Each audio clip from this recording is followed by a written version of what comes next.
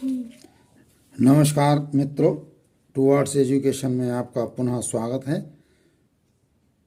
Towards आपको जीव विज्ञान लेकर के आया है। टूवर्ड्स एजुकेशन में high school, intermediate, BSc, TGT, PGT, ये जीव विज्ञान सबके लिए उपयोगी है। सभी लोगों को लाभ मिलेगा इसका। और मैंने पिछले जो वीडियो दिया था आपको, उसमें आपको मोनोसैकेराइड्स मैंने पढ़ाया था। हमारा जो चैप्टर चल रहा है वो चैप्टर जैविक अणु ही चल रहा है। जैविक अणु में हमारा मोनोसैकेराइड, और मैंने आपसे कहा था कि अगला वीडियो जो दूंगा वो आपको ओलिगोसैकेराइड का दूंगा। ओलिगोसैकेराइड, इसके लिए समय व्यर्थ ना करते हुए हम आपको सीधे ले चलते हैं टुवर्ड्स एजुकेशन में, वीडियो बनाते हैं। तो हम शुरू करते हैं। हाँ, तो ओलिगोसैकेराइड्स जो है ये एक सामान्यतः हेक्सोस मोनोसैकेराइड्स यानी ग्लूकोज, फ्रक्टोस, माइनोस और ग्लैक्टोस तथा पेंटोस मोनोसैकेराइड्स राइबोस एंड ग्लाइकोसोस बड़े कार्बोहाइड्रेट की एकल की इकाइयों का काम करते हैं। इनके रेखीय श्रृंखलाओं से जुड़ने अर्थात बहुलीकरण से बड़े कार्बोहाइड्रेट्स बनते हैं, जिन्हें संयुक्त कार्बोहाइड्रेट्स कहते हैं। इन कार्बोहाइड्रेट्स की दो श्रेणियां होती हैं, ओलिगोसैकेराइड्स तथा पॉलीसैकेराइड्स। ओलिगोसैकेराइड्स केवल 2 या 10 मोनोसैकेराइड इकाइयों से के बहुलक होते हैं, अतः ये छोटे, अधिकतर मीठे और जल में घुलनशील अणु होते हैं। मोनोसैकेराइड इकाइयों की संख्या के अनुसार इन्हें डाइसैकेराइड्स या ट्राइसैकेराइड्स या टेट्रासैकेराइड्स आदि कहते हैं। ग्लाइकोसिडिक जो बंध होते हैं उन्हें क्या कहते हैं? बहुलीकरण में मोनोसैकेराइड्स अणु एक अणु के पीछे जिस सहसंयोजी बंध द्वारा जुड़ते हैं उसे ग्लाइकोसिडिक बंध कहते हैं। याद रखें रहें कि जब मोनोसैकेराइड्स अणु जीव पदार्थ के जल में घुलते हैं तो ये रेखीय श्रृंखलाओं में रहने के बजाय चक्रीय आकृति धारण कर लेते हैं और तभी इनका बहुलीकरण संभव होता है। ग्लाइकोसिडिक बंध में एक मोनोसैकेराइड्स अणु का एल्डिहाइड या कीटोन समूह दूसरे के एक अल्कोहलिक अर्थात हाइड्रोक्सिल समूह यानी सिंगल बॉन्ड OH से जुड़ता है, जिससे कि जल H2O का एक अणु पृथक हो जाता है। इसीलिए इस बंध द्वारा अणुओं के जुड़ने के निर्जलीकरण संघनन संश्लेषण कहते हैं।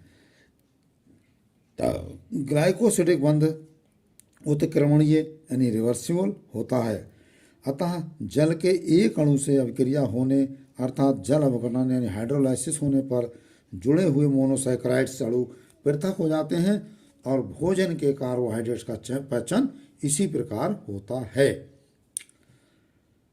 इसी में डाइसैकेराइड्स जो बताया था, डाइसैकेराइड्स क्या होता है? डाइसैकेराइड्स यानी दो मोनोसैकेराइड्स अणुओं के ग्लाइकोसिडिक बंध द्वारा जुड़ने से एक डाइसैकेराइड अणु बनता है। स्पष्ट है कि डाइसैकेराइड सबसे सरल ओलिगोसैकेराइड्स होते हैं। ये मीठे और जल में घुलनशील होते हैं। माल्टोस, लैक्टोस तथा सुक्रोज जीवों की सबसे अधिक पाई जाने वाली डाइसैकेराइड शर्कराएं होती हैं। माल्टोस को माल्ट शर्करा कहते हैं। माल्टोस को माल्ट शर्करा कहते हैं। ये अंकुरित होते हुए बीजों में मंड यानी स्टार्च के जल अपघटन से बनती है। इसका एक अणु ग्लूकोज के दो अणुओं के जुड़ने से बनता है और ग्लाइकोसिडिक बंध में एक का C1 का एल्डिहाइड समूह दूसरे के C4 के हाइड्रोक्सिल समूह से जुड़ता है। अतः इस बंध को अल्फा 1, 4 ग्लाइकोसिडिक बंध कहते हैं, क्योंकि माल्टोस में दोनों अणु समान अर्थात ग्लूकोज के ही होते हैं। इसे सम डाइसैकेराइड्स यानी होमोडाइसैकेराइड्स कहते हैं। अगला टॉपिक है लैक्टोस को दुग्ध शर्करा कहते हैं। लैक्टोस को दुग्ध शर्करा कहते हैं क्योंकि यह स्तनधारियों की दुग्ध ग्रंथियों में बनती है और दूध में पाई जाती है। यह अपेक्षाकृत कम मीठी और कम घुलनशील होती है। दुग्ध में इसकी मात्रा लगभग 5% होती है। जब कुछ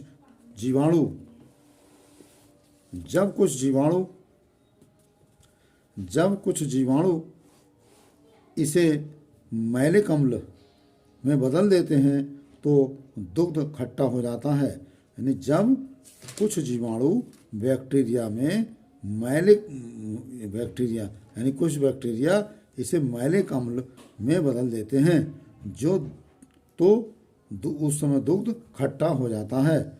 दूध से दही इसी प्रकार बनता है।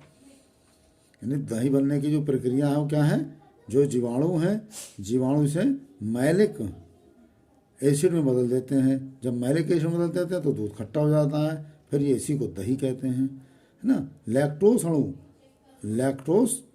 यानी आसम डाइसैकेराइड यानी हेट्रोडाइसैकेराइड्स होता है। जो लैक्टोस अणु होता है ये हेट्रोडाइसैकेराइड्स होता है, असम, क्योंकि इसके संश्लेषण में एक ग्लूकोज अणु एक गैलेक्टोज अणु से अल्फा 1,4 ग्लाइकोसिडिक बंध द्वारा जुड़ता है। सुक्रोज सामान्य शर्करा यानी केन शुगर और टेबल शुगर होती है। सुक्रोज सामान्य शर्करा होती है जिसे हम लोग खाते हैं। ये गन्ने और चुकंदर में बहुतायत से होती है। लैक्टोज की भांति इसका अणु भी असम डाइसैकेराइड यानी हेट्रोडाइसैकेराइड होता है, जिसमें एक अणु ग्लूकोज का और दूसरा फ्रक्टोज का होता है। डाइसैकेराइड्स से बड़े ओलिगोसैकेराइड्स मुख्यतः जंतु कोशिका कला यानी प्लाज्मा मेम्ब्रेन की बाहरी सतह पर प्रोटीन तथा लिपिड अणुओं से जोड़कर ग्लाइकोप्रोटीन्स एवं ग्लाइकोलिपिड्स के अणु बनाते हैं।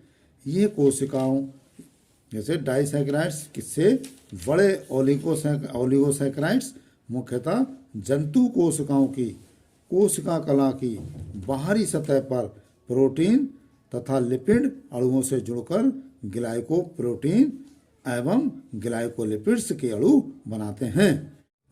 तो टुवर्ड्स एजुकेशन में आपका स्वागत है और आशा ही नहीं उम्मीद के साथ हम कह रहे हैं कि आप स्वस्थ होंगे और अच्छे होंगे। आपकी पढ़ाई बहुत अच्छी चल रही होगी और आप इतनी बढ़िया पढ़ाई करें कि आप टीजीटी पीजीटी पास करें और अध्यापक बने। और जो हमारा टॉपिक आगे रह गया था थोड़ा सा, वो टॉपिक को हम आपको पूरा कराते हैं। जैसे डाइसैकेराइड्स के बारे में बता रहे थे कि डाइसैकेराइड्स से बड़े ओलिगोसैकेराइड्स मुख्यतः जंतु कोशिकाओं की कोशिका कला यानी प्लाज्मा मेम्ब्रेन की बाहरी सतह पर प्रोटीन तथा लिपिड अणुओं से जुड़कर ग्लाइकोप्रोटीन्स एवं ग्लाइकोलिपिड्स के अणु बनाते हैं।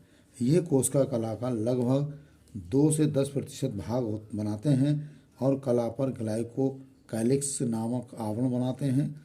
ये रेलवे पार्सल या डाक थैलों के पहचान लेबलों या बिल्लों की भांति कोशिकाओं के लेबलों यानी टैगमार्क का काम करते हैं।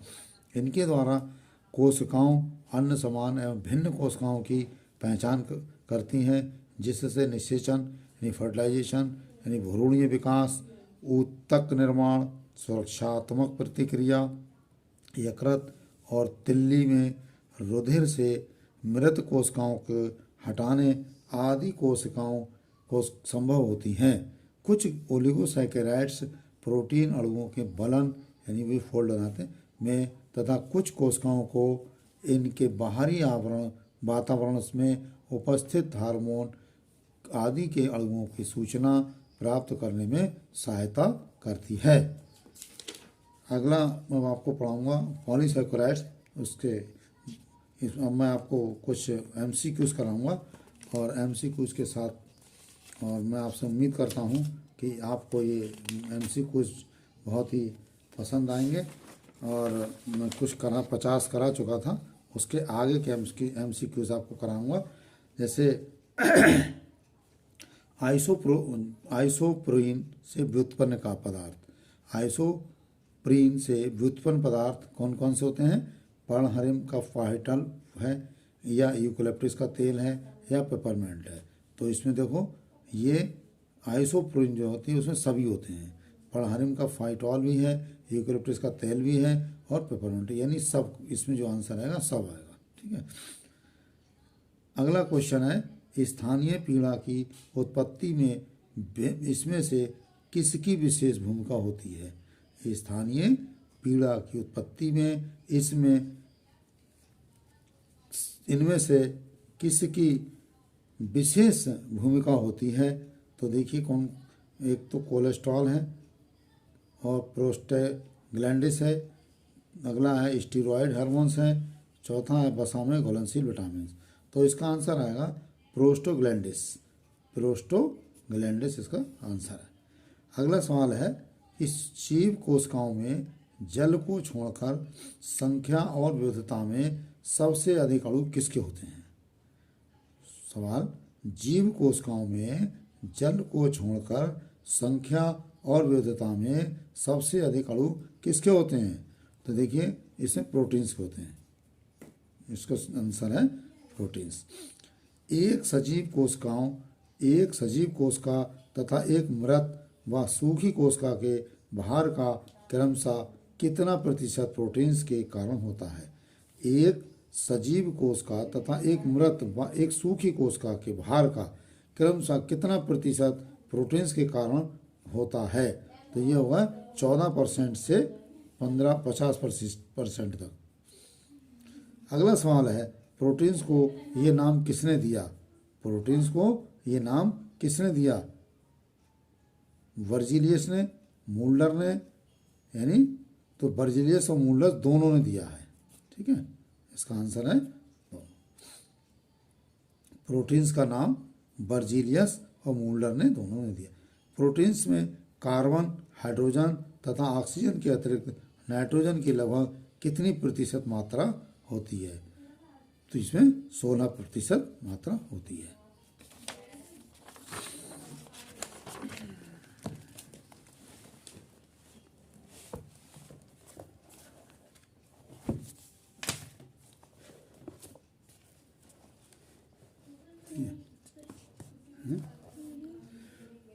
हाँ, अगला सवाल है कि प्रोटीन अणु किन अणुओं के बहुलक से होते हैं? प्रोटीन के अणु किन अणुओं के बहुलक से होते हैं? तो ये देखिए अमीनो अम्ल से होते हैं। ये अमीनो अम्ल से होते हैं। प्रोटीन अणुओं के संश्लेषण में कितने प्रकार के अमीनो अम्ल अणु भाग लेते हैं? प्रोटीन अणुओं के संश्लेषण में कितने प्रकार के अमीनो अम्ल अणु भाग लेते हैं, बताइए। तो यह है 20 प्रकार के। प्रोटीन अणुओं में प्रयुक्त अमीनो अम्लों में अतात्विक तथा तात्विक अम्लों की संख्या क्रमशः कितनी होती है? 10 होती है। सवाल, इनमें से कौन सा अमीनो अम्ल तात्विक नहीं होता है? सेरीन नहीं होता है, यानी सब तात्विक होते हैं। वेरिन तात्विक होता है, मेथिओनिन तात्विक होता है, लाइसिन तात्विक होता है। अमीनो अम्ल में ये सेरीन नहीं होता तात्विक है, ये अतात्विक हो गया। इनमें से कौन सा पदार्थ प्रत्येक अमीनो अम्ल अणु में होता है? इनमें से कौन सा पदार्थ प्रत्येक अमीनो अम्ल अणु में होता है? इसमें देखिए हाइड्रोजन परमाणु, COOH समूह, NH2 समूह, यानी इसमें सभी होते हैं। इसमें सभी, आंसर सभी। कौन से अमीनो अम्ल का अणु विषम चक्रीय होता है? कौन से अमीनो अम्ल का अणु विषम चक्रीय होता है? देखिए इसमें होता है प्रोलीन। किनके अणु जल में घुलने पर उभयविष्ट आयनों का काम करते हैं? किनके अणु जल में घुलने पर उभयविष्ट आयनों का काम करते हैं? तो ये देखिए मोनोसैकेराइड के नहीं, इसमें आ गया अमीनो अम्ल के। दूसरा सवाल सही, दूसरा आंसर।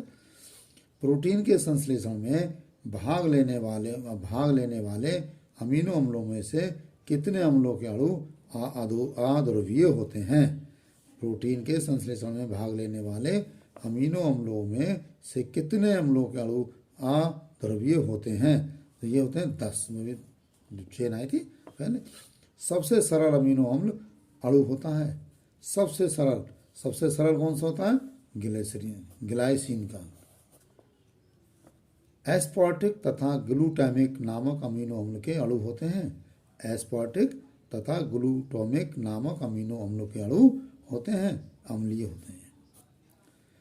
जैविक अणुओं में कार्बन तथा हाइड्रोजन की प्रविष्टि क्रमशः किसके माध्यम से होती है? जैविक अणुओं में कार्बन तथा हाइड्रोजन के प्रविष्टि क्रमशः किसके माध्यम से होती है? तो देखिए, वायु की CO2 तथा धरती के जल के माध्यम से। यही होता है, यही सवाल, यही आंसर सही है।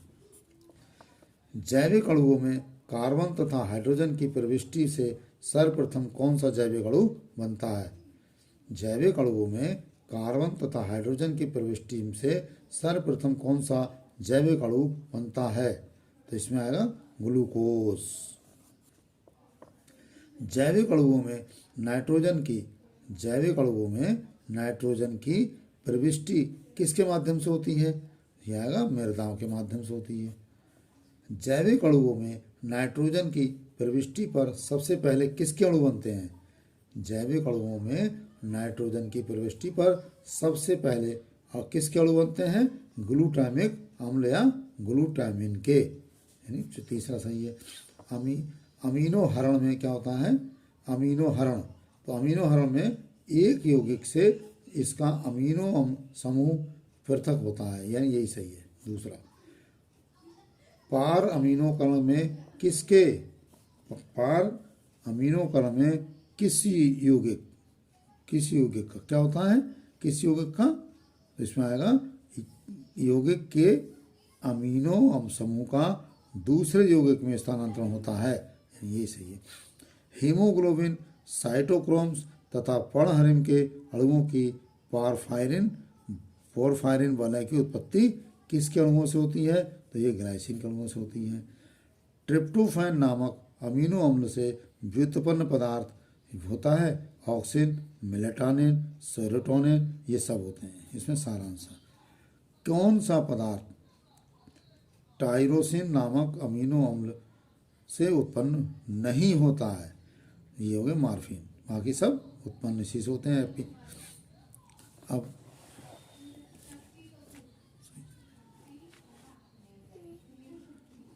थोड़ा सा समय और अब मैं वैसे कोशिश ही करूँगा आगे से ब्लैक बोर्ड पर पढ़ाने का प्रयास करूँगा। और ब्लैक बोर्ड मैं सोचता हूँ कि आगे भविष्य में मैं आपको लाइव क्लास लूँ, लेकिन लाइव क्लास के लिए आप लोग लाइक ज़रूर करें और कमेंट ज़रूर करें, जिससे कि मुझे पता लगता रहे कि व्यूअर्स कितने हैं। और इसी के आगे क्रम में मैं आपको सवालों को इसीलिए अभी डायरेक्ट बताता चलता हूँ, क्योंकि थ्योरी में पहले पढ़ा चुका हूँ। थ्योरी जब उधर की पढ़ेंगे तो ये सवाल आपको आ जाएंगे। आने वाले समय में मैं एक सवाल लूँगा और उस सवाल को पूरा समझाया करूँगा बढ़िया। 25-25 एक बार में 25 सवाल लूँगा और 25 सवालों को आपको समझाने का प्रयास पूरा करूँगा। और कभी कभी तो 10 ही सवाल लूँगा, 10 ही सवालों को समझाऊँगा एक वीडियो में, है ना। ठीक है, इसी के आगे बढ़ते हैं कि बहुलीकरण को रासायनिक रूप से निर्जलीकरण, संघनन, संश्लेषण इसलिए कहते हैं कि एकल की इकाइयों के जोड़ने वाले बंधों के बनने में क्या होता है? जल के अणु मुक्त होते हैं। इसमें सीधा आंसर है। प्रत्येक पॉलीपेप्टाइड श्रृंखला के एक छोर पर खुला अमीनो समूह होता है और दूसरे पर क्या चीज खुला होता है? कार्बोक्सिल खुला होता है समूह। इंसुलिन के अणु की संरचना में कितनी पेप्टाइड श्रृंखलाएं होती हैं? इंसुलिन के अणु की संरचना में कितनी पेप्टाइड श्रृंखलाएं होती हैं? 2। अल्फा कुंडलिनी तथा बीटा परत नामक बलित खंड किस श्रेणी के पदार्थों के अणुओं में होता है? किस श्रेणी का होता है? प्रोटीन्स के होता है। ये प्रोटीन्स तंतुबद्ध प्रोटीन्स में अणुओं की संरचना किस संरचनात्मक स्तर की होती है? तो ये होती प्राथमिक स्तर की, है ना। इनमें से कौन सी प्रोटीन के अणु तंतुवत नहीं होते हैं? नहीं, ये जरूर ध्यान देना, नहीं सवाल आता है तो अलग होता है। जैसे ये कहते हैं कि प्रोटीन के अणु तंतुवत होते हैं तो कोलेजन भी सही है, मायोग्लोबिन भी सही है, ट्यूबुलिन भी सही है, लेकिन नहीं तो नहीं में एक्टिन ये सही है। इनमें से कौन सी प्रोटीन के अणु तंतुवत होते हैं? आ गया, तंतुवत होते हैं तो देखो मायोसिन, फाइब्रोनोजन और इलास्टिन, इन सब के लिए ये सब का सब आएगा आंसर। इनमें से कौन सी प्रोटीन के अणु गोलाकार होते हैं? कौन से होते हैं गोलाकार? तो ये देखिए हिस्टोन, ग्लूटालोनिन और ग्लोबिन, ये सभी होते हैं गोलाकार। ठीक है। क्रमशः न्यूक्लियोप्रोटीन, क्रोमोप्रोटीन तथा धातु प्रोटीन का सही समूह बताइए। क्या है सही समूह? देखो न्यूक्लियोप्रोटीन यानी प्रोटैमीन, क्रोमोप्रोटीन रोडोप्सिन और हीमोसाइनिन, ये इनका ये एक क्रम समूह है। के बाद क्रमशः नियामक, संरचनात्मक, संवाहक तथा विजातीय प्रोटीन्स का सही समूह क्या है? इनका सही समूह क्या है? इनका सही समूह है कि इंसुलिन, इलास्टिन, ट्रांसफेरिन और मोनेलिन, ये सही है। केंद्रकीय कोशिकाओं में केंद्रक की सर्वव्यापी उपस्थिति का पता लगाया किसने लगाया था? ये लगाया था 1831 में रॉबर्ट ब्राउन ने, ये सही आंसर है। कौन सा तत्व न्यूक्लिक अम्लों में होता है परंतु प्रोटीन्स में नहीं होता है? ये है फास्फोरस। कौन सा तत्व न्यूक्लिक अम्लों में नहीं होता है परंतु प्रोटीन्स में होता है? शुरू करें। हाँ, कौन सा तत्व न्यूक्लिक अम्लों में नहीं होता है परंतु प्रोटीन्स में होता है? तो ये सब सल्फर होता है। न्यूक्लिक अम्लों के अणु किसके बहुलक होते हैं? न्यूक्लिक अम्लों के अणु किसके बहुलक होते हैं? तो ये न्यूक्लियोसाइड्स के, बसी अम्लों के, या न्यूक्लियोटाइड्स के, या नाइट्रोजनी क्षारक्षारों के, किसके होते हैं? अर्थात ये न्यूक्लियोटाइड्स के। न्यूक्लिक अम्लों के संश्लेषण में कितने प्रकार के नाइट्रोजनी समाक्षर प्रयुक्त होते हैं? ये 5 प्रकार के होते हैं। इनमें से कौन सा पदार्थ नाइट्रोजनी समाक्षर नहीं है? ये ट्यूबुलिन के। इनमें से कौन सा पदार्थ पिरिमिडिन नाइट्रोजनी समाक्षर नहीं है? ये एडेनिन का है। पिरिमिडिन तथा प्यूरिन नाइट्रोजनी पदार्थों के अणुओं में नाइट्रोजन परमाणुओं की संख्या क्रमशः होती है, वो होती है 2 एवं 4। इसका ये सही है। मैंने आपको कम समय लिया, मैं आपको ये रिपीट बार बार करता रहता, इस